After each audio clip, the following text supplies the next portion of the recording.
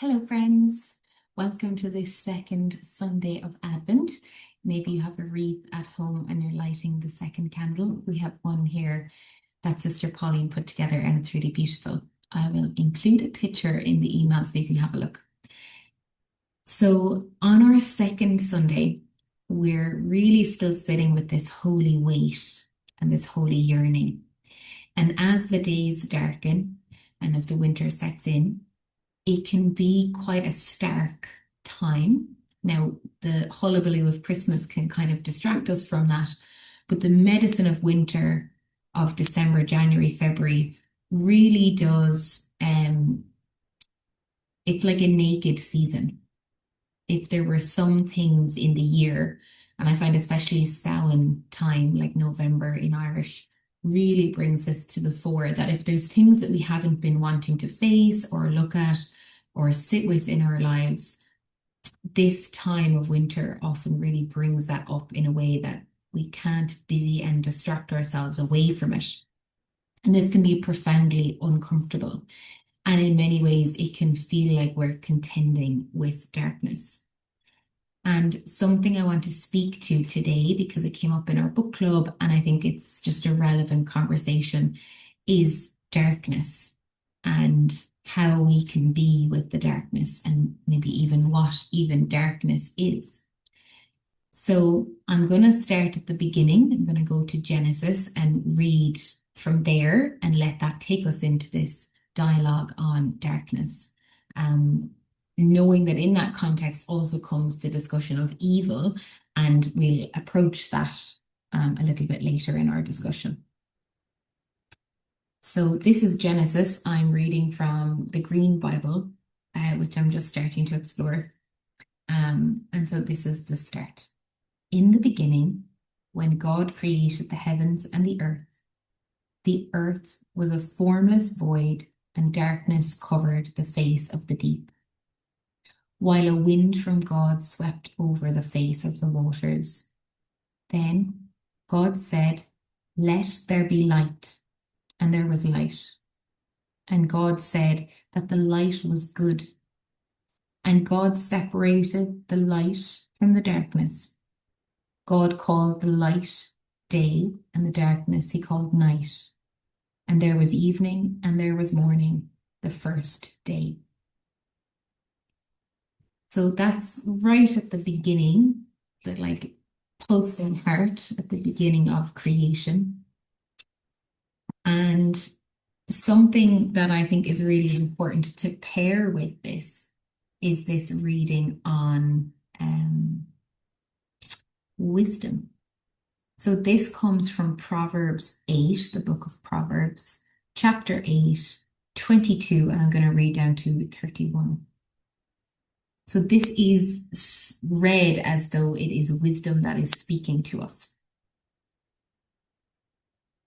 The Lord brought me forth as the first of his works, before his deeds of old.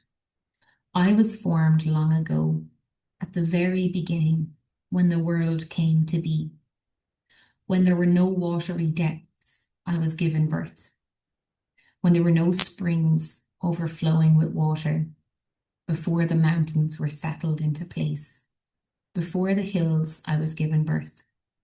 Before he made the world or its fields or any of the dust of the earth, I was there when he set the heavens in place, when he marked out the horizon on the face of the deep, when he established the clouds above and fixed securely the foundations of the deep, when he gave the sea its boundary so the waters would not overstep his command, and when he marked out the foundations of the earth. Then I was constantly at his side. I was filled with delight day after day, rejoicing always in his presence, rejoicing in his whole world, and the delighting in mankind. So something that we've come across in the Wisdom Jesus that we're reading with Cynthia Bourgeault is this sense of soteriology and sophiology, this like exoteric relationship with God. God is outside of us. he's our savior and like we have no God within, or this view of like it is through the human heart that we come to know God, that that's where our faith is formed and it's more of an esoteric internal relationship. Now, I'm a firm advocate and believer that we need both, and to have Jesus externalized in the Eucharist or in the living body of the church is a real blessing for us, and it's a great humbling. And also, for many people, if that's been a very strong flavor of their expression, the Sophiology is a real like breath of fresh air or a drink from the well. And likewise, there's other people who maybe have been more in this kind of, Christ is within, kind of Christ consciousness space. And actually, there's a lot of like humbling and revelation that can come from relating to the other kind of more soteriological path. So I think there's merit in both. But this proverb is particularly relevant to that Sophianic path and this Christed Sophia path, this Sophianic wisdom. And contrary to a lot of like more evangelical or kind of like binary teachings that churches around the world have perpetuated over the years, where it's just this very black and white divide of like light is good, darkness is bad. The Sophianic thread, when we follow it, actually reveals more to us about darkness and its meaning. And so my good friend Taylor, she wrote this wonderful essay called Seeing Through the Dark. So I've included a copy of that in this email as well, so that you can have a read if you want to read more of it. And something that struck me while I was reading is this piece about darkness. So she was recalling how she was listening to a group of physicists talking about how darkness is essentially a hoax, that there actually is no such thing as true darkness, that it can only be man-made.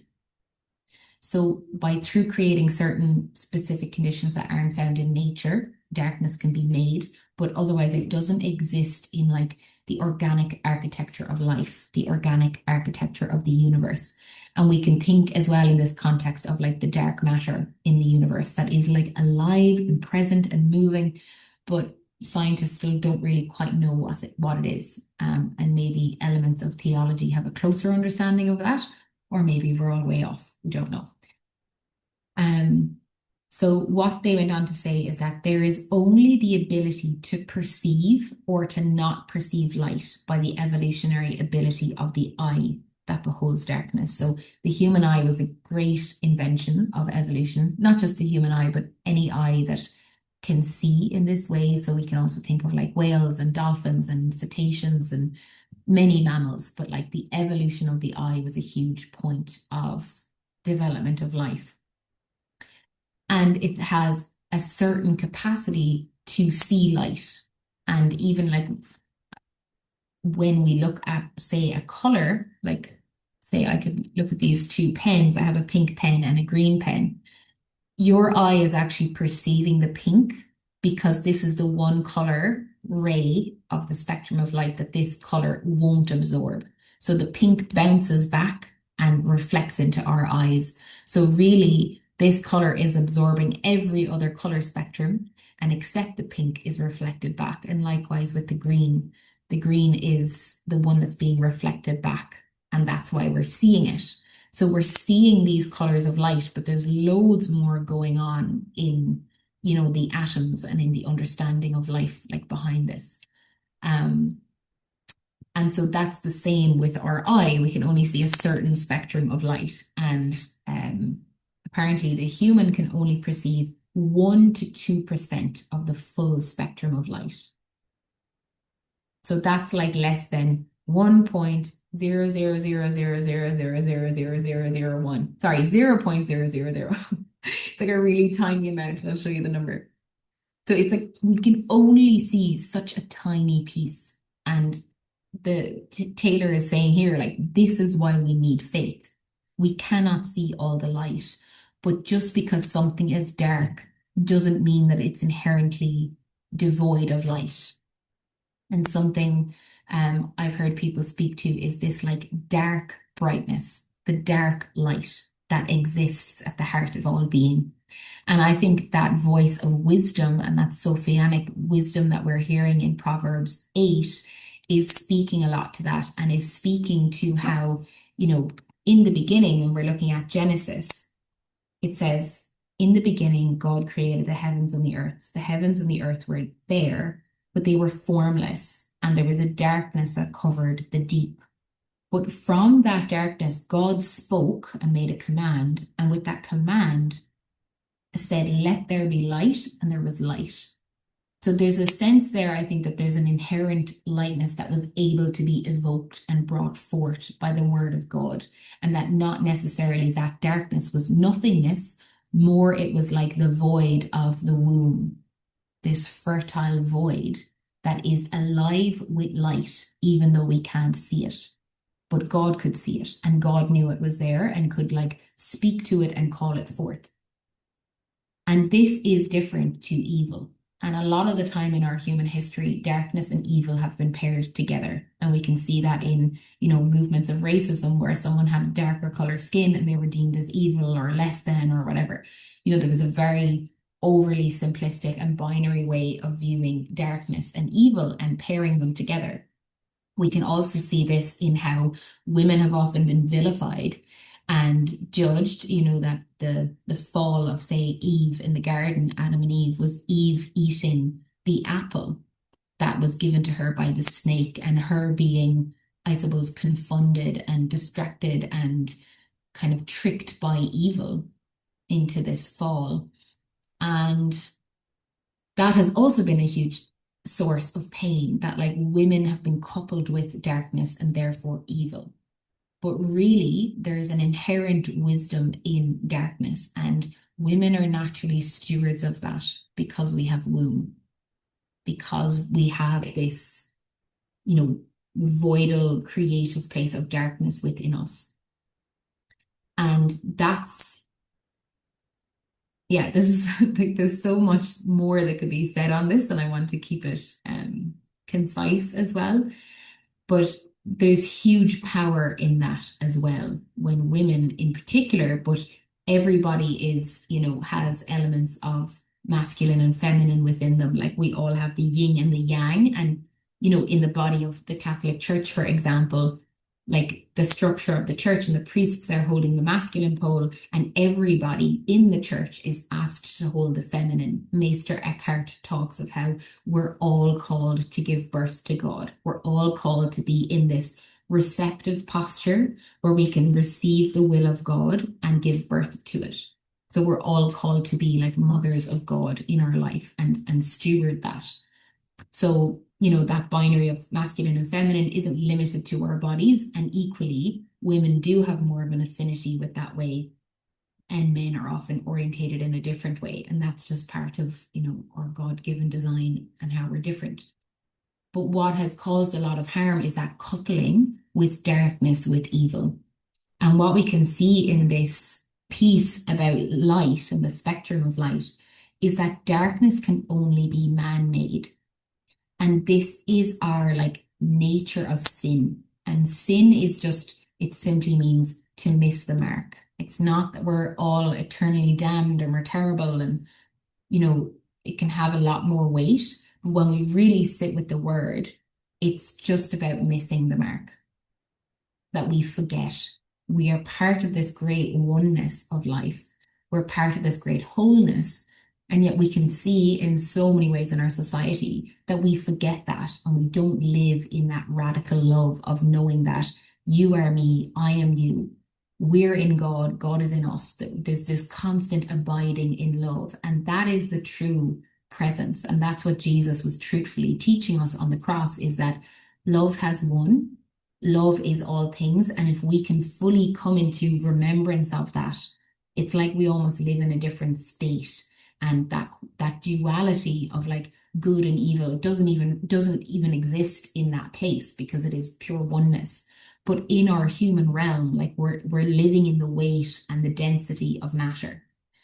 And in our human forgetting, we can like man-made manufacture evil through, or how we ignore things, or how we gossip about stuff, or how we, turn away from the more loving path because it's easier to conform. It's easier to live a small life and not rattle the cages. But like Jesus calls us to radical love. And there's many other dimensions of evil, and I don't want to get all into that. But I think what is most important in this conversation and in this time of Advent and this time of winter and this time of organic darkness is to remember that that is still full of light. The darkness is still full of light. We just can't see it. And it's part of like what John of the Cross teaches in his experience of the dark night of the soul, that sometimes we're called to a place of darkness, of suffering, of pain, and it is our faith that carries us through. Like just today, I was in Mass, and part of the gospel reading was about how people being healed from their blindness, it was their faith that was healing them. And we hear that so many times. Jesus says, by your faith, you are healed. And it is by our faith to really believe in the true oneness of love and the true goodness of like the light that permeates all matter, that it is in our like belief, faith, and alignment with that, even if we can't see it, that's what helps to, birth Christ more into the world. And that can be really difficult when we're in a really difficult, dark place in ourselves, if we're struggling with depression, if we're struggling with grief, anger, rage. Like there's a lot of ways that emotions can get stuck in the physicality of our body. And it's a skill to learn how to move through those emotion states and not get trapped in them. And it's something that hasn't necessarily been taught well in many of our religious lineages. So that's an important piece as well, because I think sometimes people can land into certain states of darkness or lowness and categorize them as evil when they're not. And God is always present. And evil really only exists when we're rooted into fear, when fear kind of hijacks our system and we're more fearful of the world and our worries and things that might go wrong than we are of God.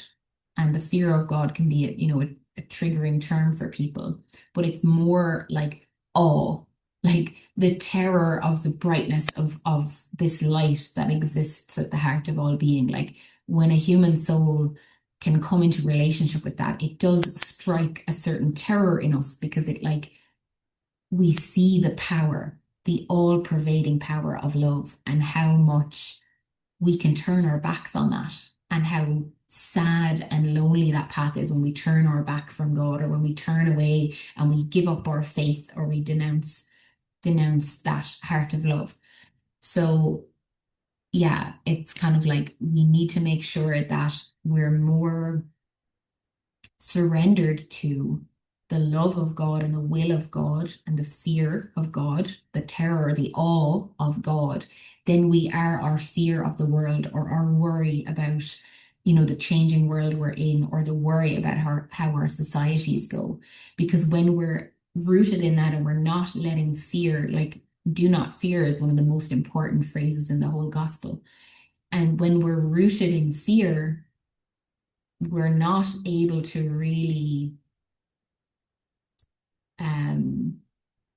we're not contributing more love to the world because we're scared. And being brave doesn't mean not being scared, but being brave and courageous. Courage to live with heart means to be a bit scared, but to take action in love anyway, because we have faith that all is going to be well, and that if we bravely take a step to meet God in that promise of love winning, that's how we make it so, by bravely stepping towards that.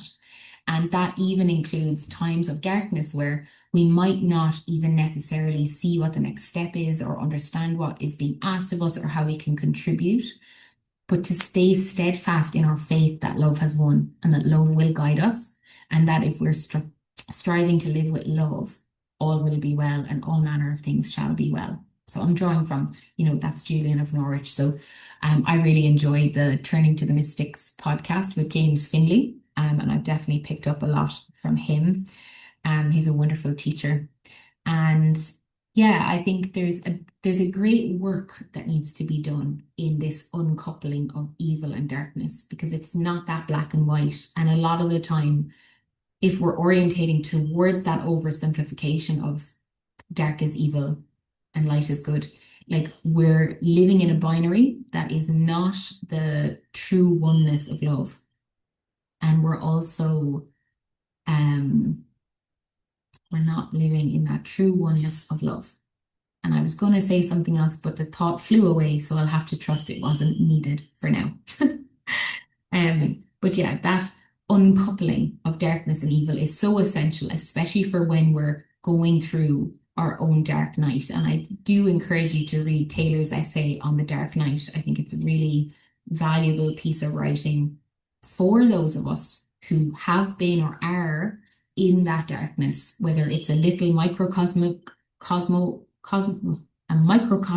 of darkness or a much broader, like year-long struggle with the darkness or a couple of years long. Like I know everyone is at their own parts of their journey, but if we can trust that even though we can't see the light, the darkness, the true organic darkness that is at the heart of life, has light in it. That can help us feel less afraid and we can trust more in the benevolence and the eternal way that love is pursuing our hearts, the eternal way that the prodigal father is constantly welcoming us home, and that it doesn't matter how many times that we've sinned. Like Julian of Norwich, I think, um, also said that like sin is no thing. It literally doesn't exist. Like our experience of it is an illusion, and it's like a man-made darkness that we kind of create in this world when we turn away. But in the great mind of love and in the great heart of God, that doesn't exist. And we are just eternally loved exactly as we are. And all that is asked of us is to keep turning back to receive that love, to let ourselves be forgiven again and again and again, and turn back, or to repent just means to turn back again and again and again to that path of love.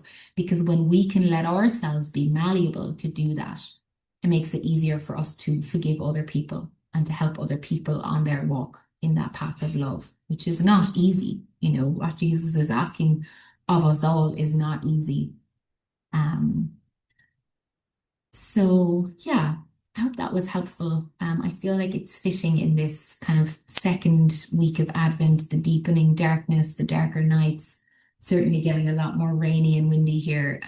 So I thought, based on our discussion in the book club, this could be a fruitful contemplation. So if you have any reflections or you want to reach out and let me know what you thought, I'd love to hear from you. You can comment on the YouTube video here or just send an email. And yeah, it's really a joy to be journeying with you this winter. So God bless, and I'll see you next week.